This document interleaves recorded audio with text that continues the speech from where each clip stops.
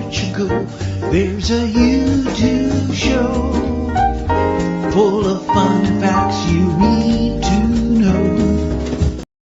Hola, bon dia, alegria. Munson here with the Good Morning Portugal show, the live stream, the podcast, and the Portugal Club, of course, where we're learning the language, we're loving the culture, and we're supporting each other, whether you're a solo in Portugal, as we heard about that experience of life here in Portugal from Mel yesterday, Simply Live Mel, or you're struggling a little bit with some of the changes. You might be thinking of moving here. You might be here already and wondering what on earth is going on with the foreigners' laws, the immigration changes here in Portugal. Get a little bit of support at the Portugal Club, where the Gumper community can be found outside of showtime.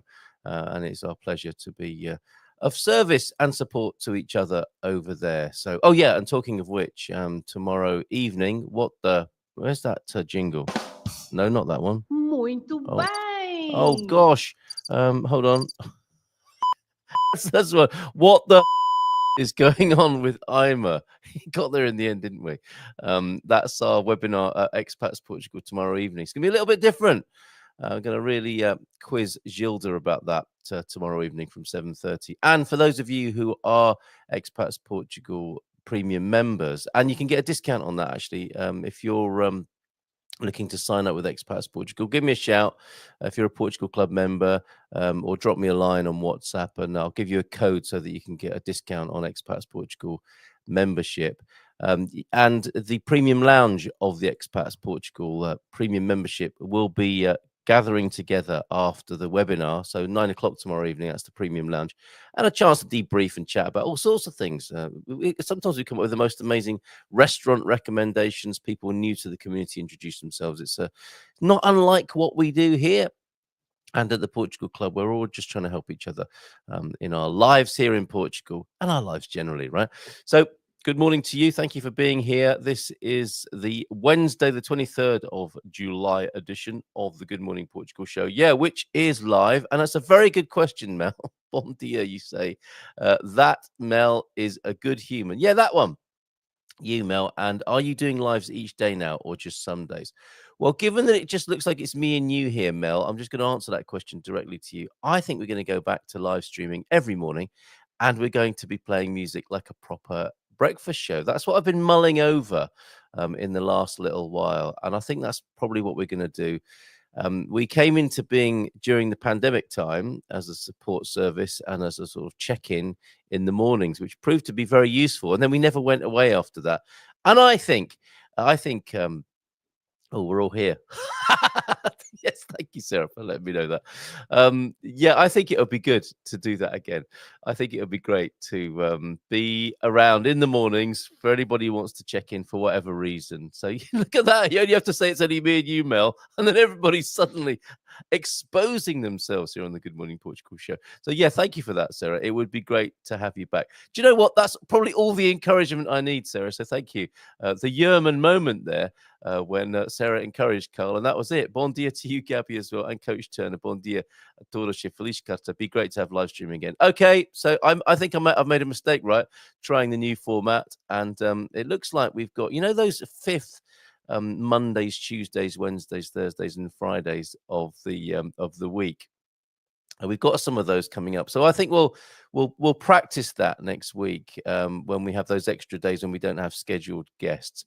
I'm here also, says Gary. Thank you very much. That's all I have to say, isn't it?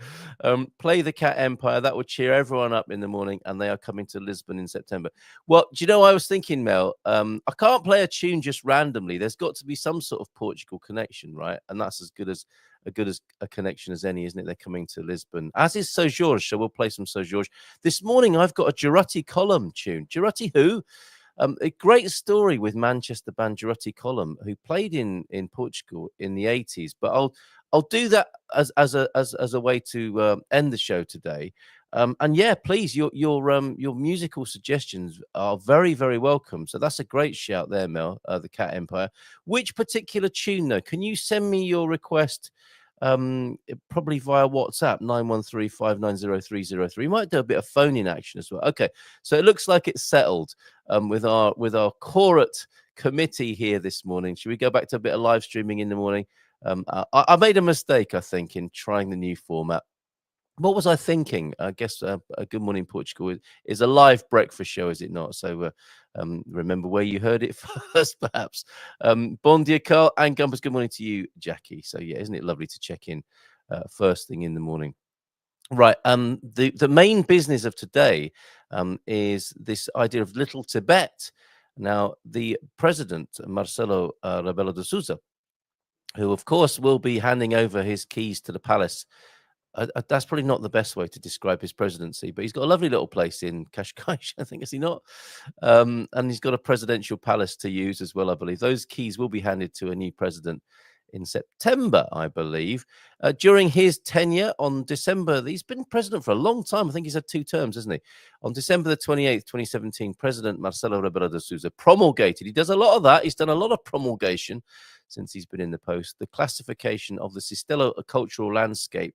He promulgated it as, this is Sistelo, when you'll be seeing a film about this in just a moment, a national monument which recently earned the nickname Little Portuguese Tibet. And as I play the film from our great mate Andy Klein, who I'm going to pause that and give that a proper build up in just a moment. But there you go. That's Sistelo, a lovely film from Andy Klein, who is coming along to our meetup in San Martino de Porto this lunchtime. So looking forward to seeing Andy. And here is his latest film. He makes beautiful little films for us, and this is his latest from Sistelo. I've got a little bit of filmmaking action to share with you as well. I went up onto the cliffs of Cilea de Porto looking for dinosaurs. Well, dinosaur remnants and fossils and relics yesterday, and very good that was too. So I'll play you some of that. Over to Andy first of all, though. Here you go.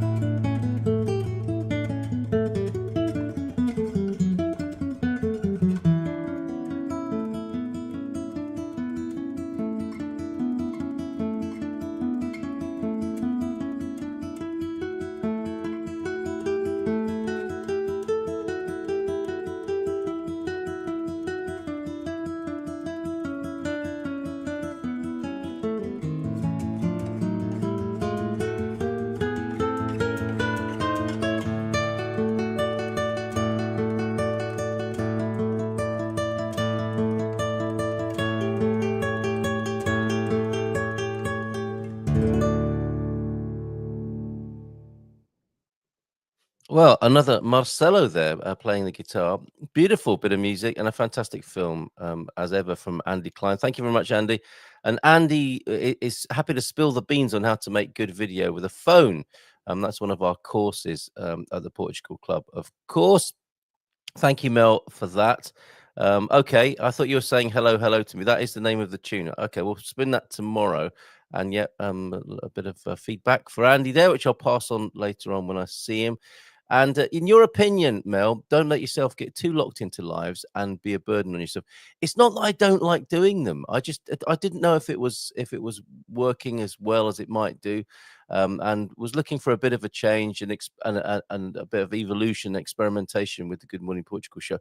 I love doing a live in the morning. Absolutely no problem with that part of it. It's very easy and natural and fun for me to do a live stream in the morning. And the idea of bringing music into it, I think, is going to be what makes a big difference and some fun first thing in the morning. So that's as long as I can have a voice to do it with. So even 2 or 3 a week, you say, Mel, with days known in advance would be great. I'm a kind of, if I'm going to do it, I'm going to do it. So it will probably be every morning for an hour.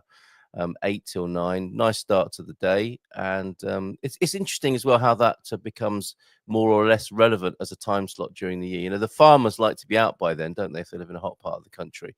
But then again, you can listen to it on your phone if you want to. And I'm also going to be sort of tying it in with my digital detoxing. I really want to spend a lot less time on my phone. So if anyone else wants to do that and would just like to have a bit of a check-in first thing in the morning, and then just put the phone aside for a lot of the day. I'm gonna give myself some serious digital detox discipline. 3D. Eric Bourgon is going to be very proud of me. He's our new correspondent who talks about such things. But I've become very present to the addictive nature of the phone and all sorts of things to do with that, about rather than just sitting and sensing and being, as Marion was talking about yesterday, you just pick up the phone and get a little bit of the what is it, dopamine hit or whatever, and a distraction.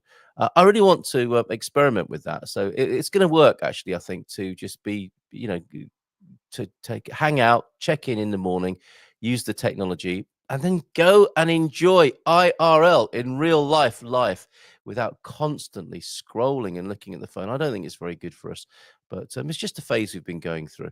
So interesting to me how that might work as well, and interesting to hear your views on that as well. How much time we now spend on our phones, and like we're smart people, aren't we? A lot of us here, and or so we'd like to think. Yet we get into these habits, the slippery slope of I'll just check it, again. And by the end of the day, it's extraordinary the amount of time we spend on these devices, not really achieving very much apart from sort of distracting ourselves from other things that we might be doing that might be more useful, like practical, useful things, or healing our childhood pain. Right. Okay. Good morning to you, Andero. Hola, bon dia, Malta. You see, it's great, isn't it? I do. This is what what we really love about the check-in in the morning and the live streaming. You don't get this, do you, when you make the recordings and put them up in the evening? That has been an interesting experiment, but it looks like it's over. If you only just joined us, it looks like that's over. And we're going back to live streaming. We'll probably have a soft and slow launch into that and see how well the music technology works. Andero, bit of a musician as well. He was a pretty boy frontman for a punk band. Is that right? And what was the name of your band, Andero? Do remind me. If you were in Bournemouth, what, in the 80s, and you were on the punk scene there, you'd have probably come across Andy's band. And this is probably where we flush out all the music. I think, many of us here have some sort of a musical sort of guilty pleasures to share, maybe an involvement in the music industry, or people we knew in the music industry as well that we might want to name drop as well as part of our inclusion of music on the morning show, on the Good Morning Portugal show, as it's going to as its latest evolution. Right. I was up in the hills on the coastline of Celio de Porto yesterday. This is the other part of the show this morning. A beautiful film there from Andy. That was Cistelo. I'll put the link to Cistelo from Wikipedia in the comments for you. But just so you know, it is in the municipality of Arcos de Valdevez. It's the Minho, I believe. In the municipality of Arcos de Valdevez, with an area of, this is quite a specialist, 26.2 1.23 kilometers squared. It's got 200 inhabitants, or at least it did in the 2021 census. I wonder how much that might have changed. Population density of a mere 7.6 inhabitants per kilometer square, and it is located in the Serra de Peneda. Peneda, a word you would have heard, I'm sure, connected with Peneda Gerês, with altitudes ranging from 180 meters to 1,360 meters. The Order of Malta held significant assets in the parish area. This is why the parish coat of arms features at the top the octagonal cross of that ancient religious and military order. And as I said before, this was a place that Marcelo described as a national monument, which later and more commonly known as the little Portuguese Tibet, which you could see in that terracing, couldn't you? And I've seen that in central Portugal. It looks like terraced paddy fields or agriculture in central Portugal, quite a few places in Portugal, but that's been certainly picked up on, and hence the nickname, the little Portuguese Tibet. Classification was approved by the Council of Ministers in 2017, and it became a special part in the heritage and patrimony of Portugal, of course. So let me just pop that into the chat for you. Right, of course they were called is that right? The parasites. I've stopped. Very good, Mel. This is what I'm talking about. I've stopped taking the phone on all dog walks each day. I felt quite anxious in case I needed it. Yeah, but now it's easy. I am much more relaxed walking. Isn't that great? The Parasites punk band, early 80s rock band, Agatha's Garden. That's a good name as well, isn't it? In the early 90s. Nice one. And if we ask him really nicely, he might send us the VHS tape so that we can copy it. Have you got any digital versions of you? He was very handsome. Well, he's a very handsome man anyway, as we know. But he's a very handsome young man and front man of the Parasites. I have seen pictures, I think, of, was it Agatha's Garden or Parasites that I've seen, Andy. But great to see those pictures. And maybe we'll see them again as we could become more musical here on the Good Morning Portugal show. This is hitting the mute button there so I can cough. Not boding well for more morning live streaming, is it? Okay, up in the hills, the cliffs of Salida de Porto, just along from San Martino de Porto, of course, here, the other side of the bay, we get to see their big sand dune. They get the beautiful view of us here in San Martino de Porto, and we look across at their sand dune, and up above there's a chapel. Oh, there was a walk up there the other night, I think.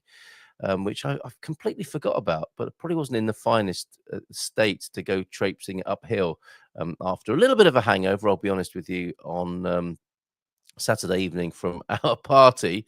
That was the party, the Summer in San Martino party, where we celebrated July birthdays. And yeah, Terence Austin was there. Terence, Happy Feet Austin, Ali J and Lisa were there, our regular entertainment and eye candy. And the view that you can see there, of course, San Martino, we're taking that picture from San Martino, the key on the right of the picture, and to the left, Salida de Porto there.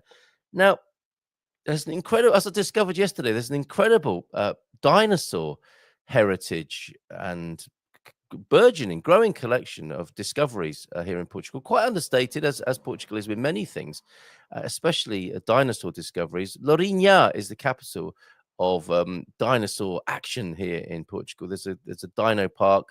There's a great museum in the town, and as you drive around Lourinhã, you'll see lots of references to dinosaurs. And it's part of a big geopark we discovered yesterday when we went for a walk. And this was the backdrop. Look at this. That's Inês from the geopark, a master's student in dinosaurs and paleontology, and she gave us a lovely little talk. This was a spin-off activity from our men's shed here. One of the great things to come from the men's shed, including the weekly pétanque gathering. Now we play boule pétanque on a Wednesday evening for the summer, for the foreseeable, with the men's shed. And Flynn, who's in that picture somewhere, organized this. He's a volunteer up there on the cliffs. There's also a plaque actually for a shipwreck that happened, I think, in the 40s, just off that just underneath those cliffs there. A great big ferry. It was an HMS of some kind, Her Majesty's British vessel, that after the war was being towed to the European continent, continental Europe, to become a ferry, I believe. and it ran aground here and was destroyed and then later salvaged on this coast. So an ocean-going dinosaur for sure, and also dinosaur footprints. And this is Flynn organised this and asked Inyesh and the team if we could go up there. A bunch of us, we set off up there before the intense sun of yesterday, and you can see it's getting warm. But what a lovely backdrop, right, for the lecture, for the talk.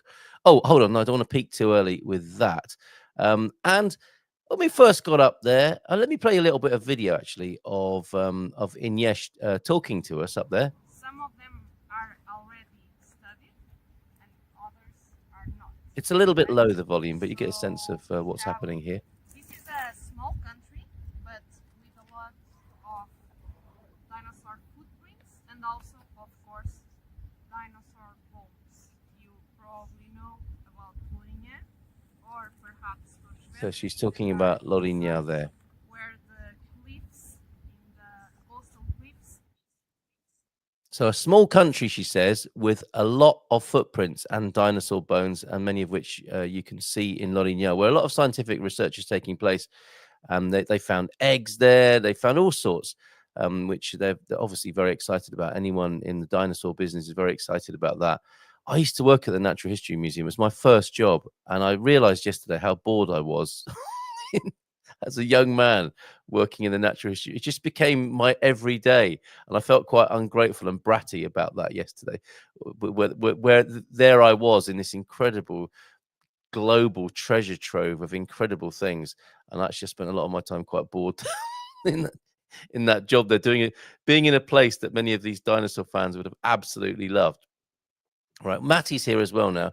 Why would you want to peak too early ever? It just happens sometimes. It doesn't happen very often, and I'd like to say it's never happened to me before, but it happens from time to time. Oh, okay, a bit of punky action as well from Coach Tony. You see, no sooner do you mention music than people want to hear a few tunes and have their memories triggered here. I do remember that. The Alberto y los Trios Paranoias. The Leighton Buzzards seem to be in that same kind of punky, new wavy vibe there, didn't they? I think, if I'm not mistaken. So, Coach, send me the link, and I can give it a spin.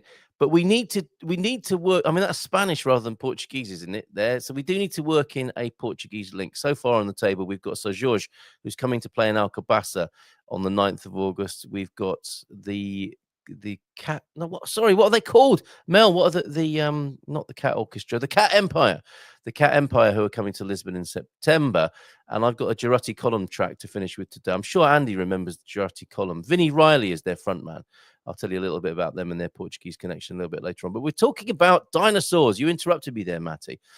We're talking about dinosaurs, and as well, I have to say I am a little bit skeptical about the whole, the dinosaur, having been immersed in, I was going to call it dinosaurism, paleontology at the Natural History Museum.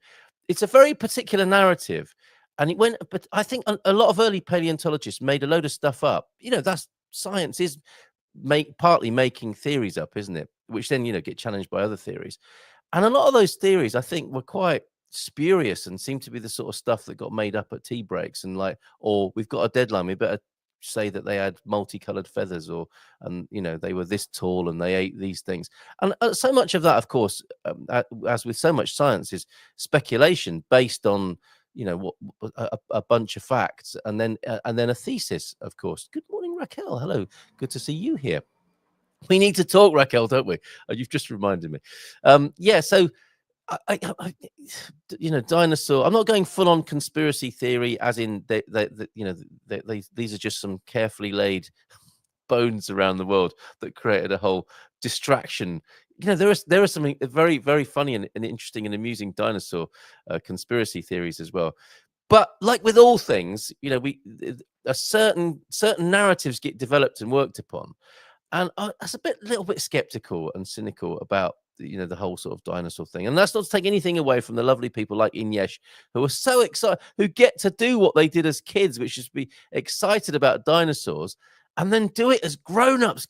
This bunch of people at the cliff tops of Salia, there they were, chucking rocks about, clearing the slab, finding fossils. I really got into it as well. I was finding all these little, seashell sort of fossils as well. It was really exciting. And she started to talk about these footprints. Now that for scale, I should have put a euro next to it. That is about the size of my foot, a human foot, right? An adult foot. And the theory with this is that this was underwater. It wasn't a cliff. It was part of a water column, and the dinosaurs would have been running about in the water, not up in the cliffs because the water went right out. There was another mountain range at Celia before you got to what is the Atlantic Ocean. And in the water, they would have been running about, and they would have made an imprint like this in the ground. And then, with the right conditions, the vegetation fills it up, and it becomes not fossilized, but becomes an archaeological remain for millions of years. And I'm looking at these shapes, and I'm thinking, well, yeah, that could have happened. That could have happened. And fair play, it's her idea. It's the scientific theory, and this is what they've sort of gathered upon as a theory of how dinosaur footprints are made and found. And fair enough, but it's like, okay, fair enough. Wasn't blown away by that, but she was saving the best till last because, oh my goodness, there we are again. Of course, listening to her. And it was great. She was really, really a good, very good teacher. She engaged adults and children alike. And oh, sorry, again, I'm peaking a bit early. Sorry, it's peaking early again twice this morning. Then I filmed a little bit of video of what was, I guess, the climax, the pièce de résistance of the dinosaur footprint. She took us to a particular part of the cliff edge and said, if you look up here, what can you see? And I'll show you now what we could see. This is amazing. There you go. Do you mind? I'm trying to make a video. Look, we're looking up the hill. Now look at the size of these. Look at them apples. Look at that one. Look at the shape of that one. Let's go back a bit. And that does look like a footprint, does it not? Okay. Roll VT again. Look at that shape. Quite amazing. These are deep footprints. How big? Emma in the furrow looked at my video I posted up yesterday with Everybody Walk the Dinosaur music added to it. She said, that's a dragon, that's not a dinosaur. And there you go, looking up the hill. And you can see the impressions, the divots, dinosaur divots, if you like. And the way they're placed, it just looked like that was not a seabed exactly, but like a bog of some sort. And there was a column of water. The dinosaurs ran through that. They weren't T-Rexes, apparently. We didn't have those in this part of the world. We had, I think they were herbivorous dinosaurs, but with big feet, as you can see, they're legging it through the water column, leaving great big divots of that kind, which were well preserved, as obviously to this day, as you can see there. And that's what this picture is. There's Josh. Oh, I can't remember his name. The dog's name, but you can see the little dog. Is it a Pomeranian? The little guy in the oh gosh, what's she called? Can't remember her name. I think it's a little girl. And he popped her into the hole there for scale, and that's how big that dinosaur foot is. And there's Inyesh thinking, oh, that's a novel way of measuring dinosaur footprints, and it absolutely was. It was great. Fantastic stuff. So well done. Thank you to all the staff at the Geopark, the volunteers. Thanks to Flynn for organizing that. Really good stuff. Recommend it. And you can just walk up there. You can park up if you want a reference for that. If you're coming to town and you want a reference for that and you want to know where it is, I can send you the location where you can park and walk up to there and you can have a look. There is a bit of a dig in progress, which I don't think they want you to be traipsing all over, but there are, I think if you ask nicely and you're very respectful up there, you can go looking there. Serra da Manche, the other direction. The Alcobaça district has also got a few. This is Caldas de Rainha's territory, this particular dig. And as you cross the line into Alcobaça, there are other digs up at dinosaur footprints up at, they're not digs, they are relics or archaeological sites up there, paleontological sites. Very good. They're all over Portugal, as she said. It's a small country, but we've got loads of footprints and loads of bones and a few eggs and some stuff that gets dinosaur people really excited. So shout out to all the dinosaur fans, which includes it really captures the imagination of kids, doesn't it? I know my eldest really loved it, couldn't get enough of dinosaurs. And at the moment, Leclerc are giving out dinosaur stickers if you like that sort of thing as well. If you've got a kid in your extended family who loves dinosaurs, pop to Leclerc and get him a few dinosaur stickers. Well, says Andy, on that note, see WhatsApp. I've got a Vaminhos as I'm off on an Aveira expat cycle. Jabelas, thank you. You asked for it. Oh, yes. We've got the evidence now. Is this some music?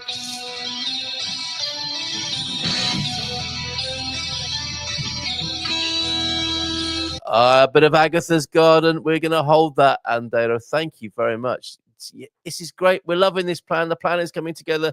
A musical Good Morning Portugal, a few tunes, and I'll play my selection. A little bit of a short one. You've been shortchanged this morning. We've been on for about 30 minutes, but we'll do an hour in the mornings in the new lineup, and we'll have music as well. Probably a tune to come in with, a tune at halfway, and a tune to go out with. Makes it easier for the edit for YouTube. That's what I'm not sure about. That's why I'm a little bit hesitant about the music thing, because it's going to really mess me up with YouTube. But I do have plans for live streaming it elsewhere, which will make it a little bit easier.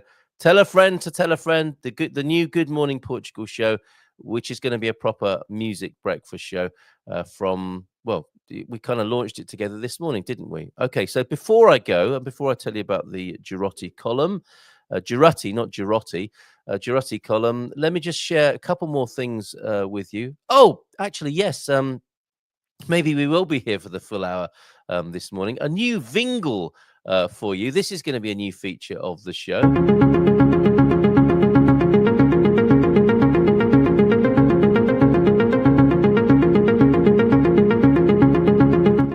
The bulging sack is back, and we are going to be looking at comments, questions, and suggestions from the various platforms that we use as Good Morning Portugal, whether it be the podcast, mainly YouTube, I suspect. That's where we feel the most heat from people's comments. And this morning, from the mailbag, a comment, just a point of order that I want to make here. There's a little bit of a serving suggestion or a suggestion to people who comment over, oh my goodness, I've just seen a typo as well. Catch up with Costa, citizenship, learning Portuguese and what is whatever that says after that. But a comment came in as a result of that. I'll sort that typo out. How old is Vitor? Don't know. And how educated is he? Don't know.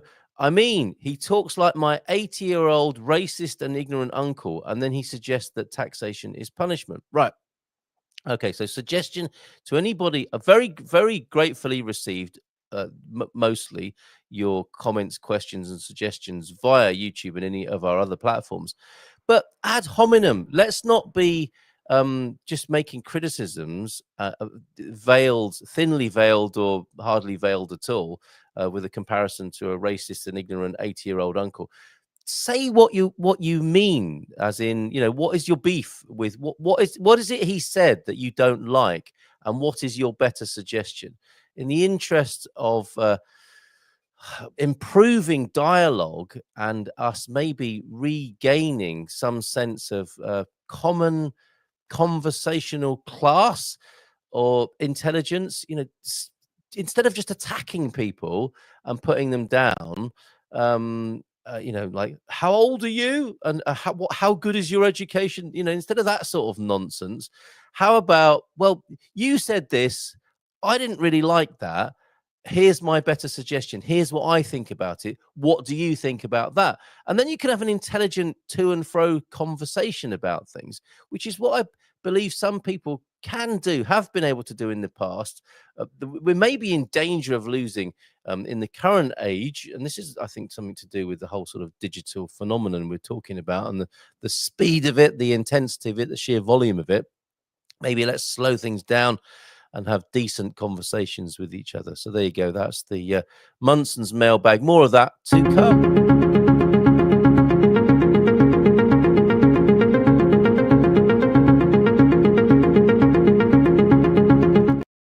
It is a bit jingly, isn't it? It's going to be more of that because it's going to be more like a radio show. Okay.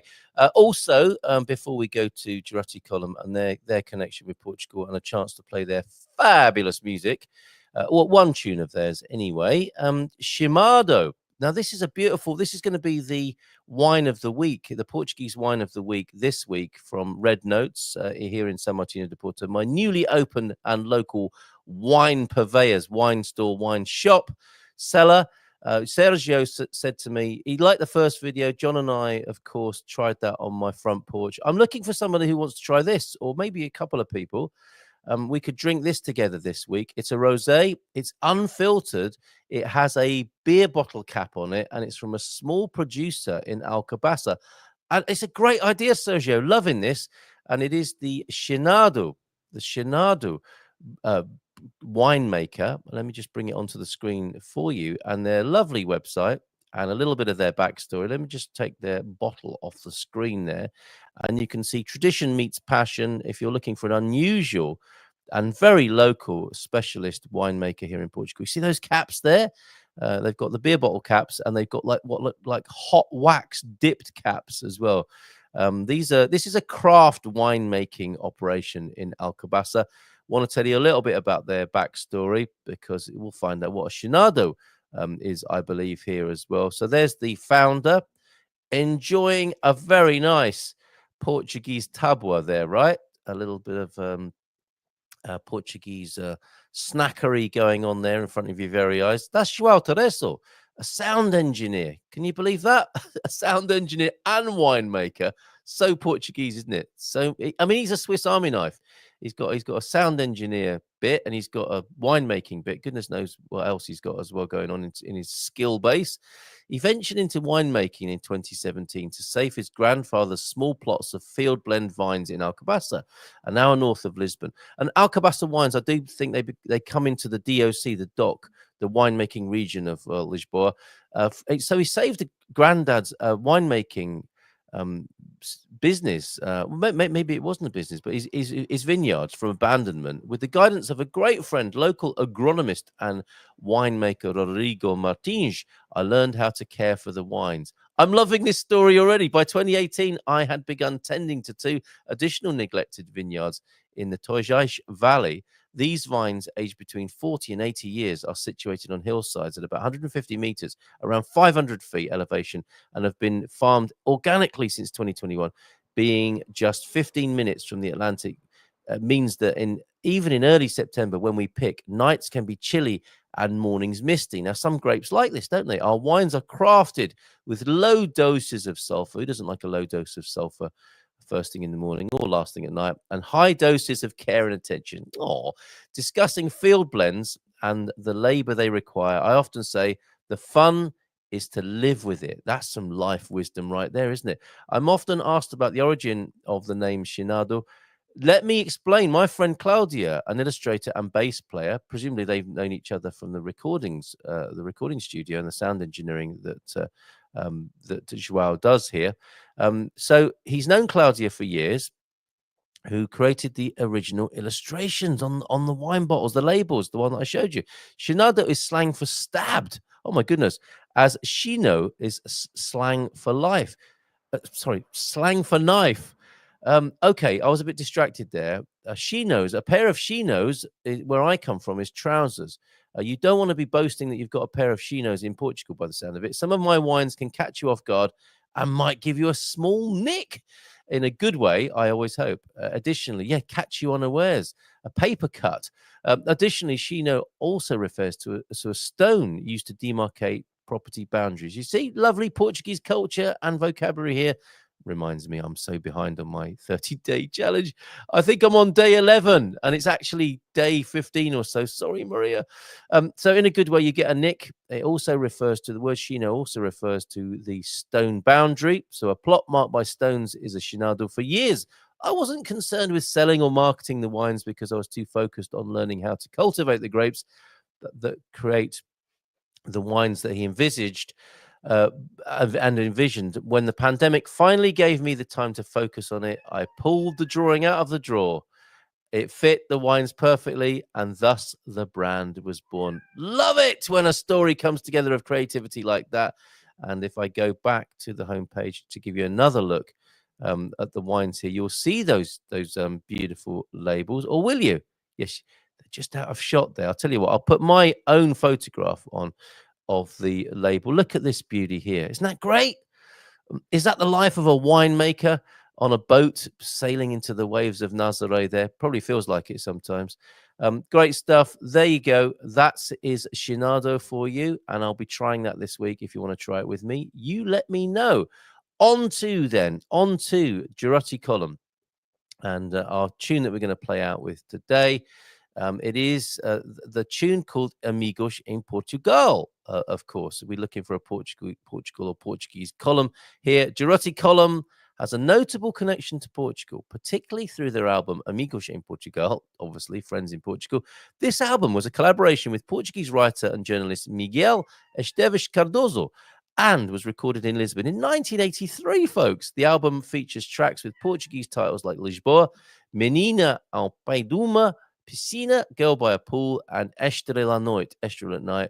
The band also performed in Portugal, including a concert at Aula Magna in Lisbon in 1983 and at the Vilar de Mouros Festival in 1982. The Girotti Column instrumental album Amigos in Portugal was a result of a collaboration between Cardoso, and it was recorded in Lisbon. Isn't that lovely? And I'm going to play the title cut for you now as we go out this morning.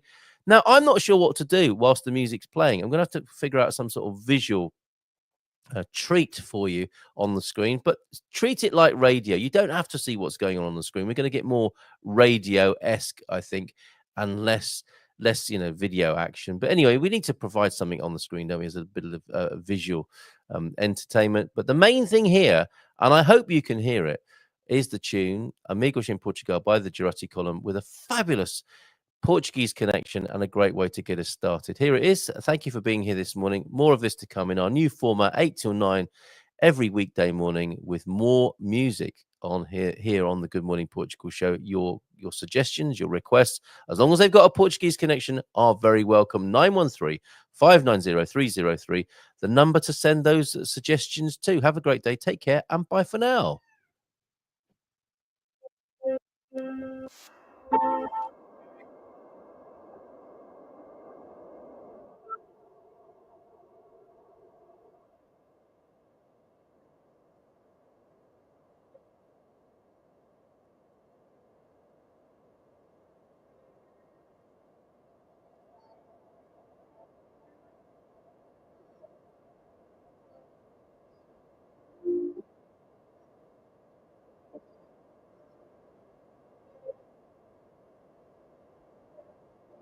Jimmy likes it.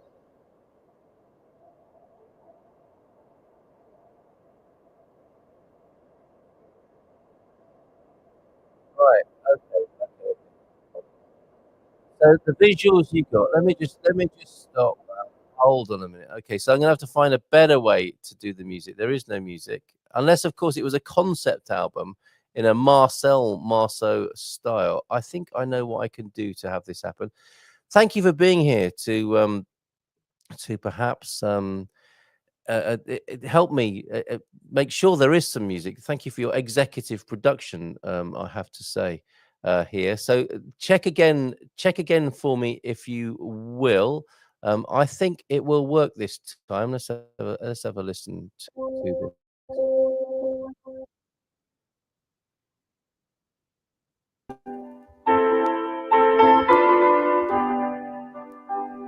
In even more trouble now. How's that, Mel?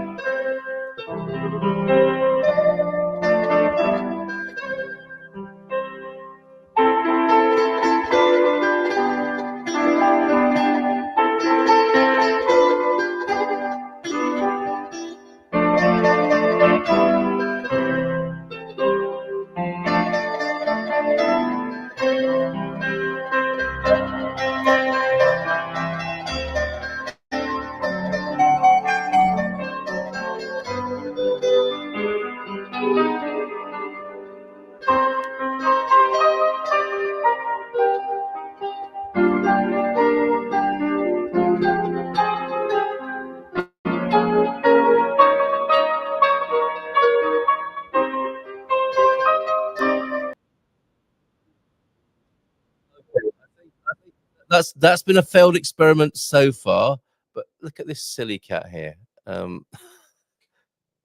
Oh, Jenny, should we just hear some cat purring? You can hear that, can't you? Oh, Jenny, what are you like? Look, can you see yourself on the telly? Right, we're going to work on the music, and we're going to have to do Jurati column justice, Amigos in Portugal. That didn't work so well on this occasion. It's a little bit improvised and a terrible fail, basically. But we will make that happen. We'll find a way to make that work off air, and maybe not try it live next time. Live on the fly innovation. Have a great day. Thank you for helping me rebirth and evolve the Good Morning Portugal show to a new musical breakfast show. We'll see you again soon. Take care. In Portugal, there's a U2 show.